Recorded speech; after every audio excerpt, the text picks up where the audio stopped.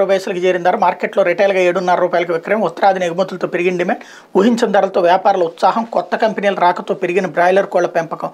Chicken live kilo ఒక్కింటికి రూ. 75 ధర తగ్గుదల. న్యూ ఇయర్ సంక్రాంతి పండుగల మీద బ్రాయిలర్ కోళ్ల రైతుల ఆశలు అన్నటువంటి వార్తని హైలైట్ చేశారు. మాజీ ఐఏఎస్ అధికారి ఇంటి కబ్జా కేసులో ఐపీఎస్ ఆఫీసర్ బన్వర్లాల్ ఇంటిపై నవీన్ కుమార్ కన్ను. ప్రస్తుతం పోలీస్ అకాడమీలో పనిచేస్తున్న నవీన్ బాధితుడి భార్య ఫిర్యాదుతో సిపిఎస్లో కేసు నమోదు. నవీన్ కుమార్ని పట్టుకున్న పోలీసులు. మాజీ ఐఏఎస్ అధికారి బన్వర్లాల్ ఇంటిని నకిలీ పత్రాలతో కబ్జా చేయడానికి యత్నించిన కేసులో ఐపీఎస్ అధికారి నవీన్ కుమార్ భట్ నిందితుడిగా ఉన్నారు.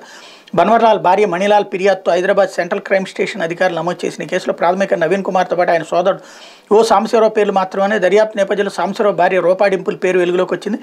ఓల్డ్ ఆల్వాలోని అద్దీంట్లో నివసిస్తున్న బన్వర్లాల్కు జూబ్లీహిల్స్ ప్రశాసన్ నగర్లో సొంత ఇల్లుంది. సాంబశివరావు 2014 అక్టోబర్ 14న బన్వర్లాల్ను సంప్రదించి నవంబర్ 1 నుంచి ప్రశాసన్ నగర్లోని ఇంటిని 5 ఏళ్ల పాటు అద్దెకు తీసుకుంటూ ఒప్పందం చేసుకున్నారు. 2019లో బన్వర్లాల్ పదవి విరమణ చేయడంతో ప్రభుత్వ క్వార్టర్స్ను ఖాళీ చేయాల్సి వచ్చింది. దీంతో తమ ఇల్లు ఖాళీ చేయాలని బన్వర్లాల్ కోరినప్పటికీ సాంబశివరావు స్పందించలేదు. ఈ క్రమంలో ఆ ఇంట్లో ఐపీఎస్ అధికారి నవీన్ కుమార్ కూడా ఎలాంటి రెంటల్ అగ్రిమెంట్ లేకుండా ఉంటున్నట్టు వీళ్ళు గుర్తించారు. 2020 జనవరి నుండి అద్దె చెల్లించడం ఆపేశారు. అయితే 2020 సెప్టెంబర్ 18న సాంబశివరావు 11,10,10,000 రూపాయలకు 3 పోస్ట్ డేటెడ్ చెక్కులు ఇచ్చారు.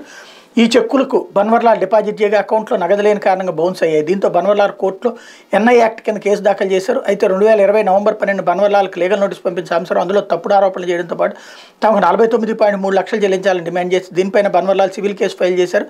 అయితే సాంబశివరావు నవీన్ కుమార్ ఇద్దరు ఆ ఇంటిని కబ్జా చేసిన నకిలీ పత్రాలు సృష్టించారు. ఆ ఇంటి లీజును మరో 20 ఏళ్లకు పెంచినట్టు హ్యాండ్ లోన్ భారీ మొత్తంగా తీసుకున్నట్టు పత్రాలను తయారు చేశారు. ఇలా ఆ ఇంటిపై సివిల్ వాదం సృష్టించి కబ్జా చేయాలని ప్రయత్నించినటువంటి నేపథ్యంలో అరెస్ట్ చేశారన్నటువంటి వార్తని ఇక్కడ ప్రధానంగా హైలైట్ చేశారు. ఐఏఎస్ దాన్ని ఐపీఎస్ కబ్జా చేసే ప్రయత్నం అన్నటువంటి. లేకపోతే ఆంధ్రజ్యోతి ఏపీ పగ్గాలు షర్మిలకే అంటూ ఖర్గే రాహుల్ స్పష్టీకరణ. ఆమె జగన్లా చేరు, మాది గ్యారంటీ అని హామీ. ఢిల్లీలో ఆంధ్ర కాంగ్రెస్ నేతలతో భేటీ. పార్టీ బలోపేతం, ఎన్నికలపై చర్చ.